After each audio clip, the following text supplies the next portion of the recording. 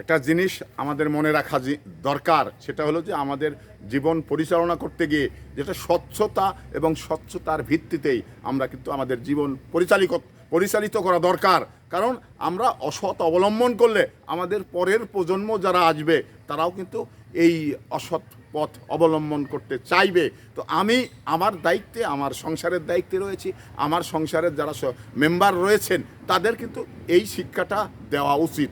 কারণ আমি অসৎ এবং মহৎ হতে আমার বাধা কোথায়, এই রকম কিছু গল্প রয়েছে, যা উপরে অসৎ আমি মহৎ হতে বাধা কোথায়। তো এই ধরনের চিন্তা চেতনা যদি কারো ভিতর থেকে থাকে তাহলে অবশ্যই সে অসৎ ছেড়ে সতের জায়গায় দাঁড়াবে। কারণ সতের জীবন এবং চলা খুব আরামদায়ক।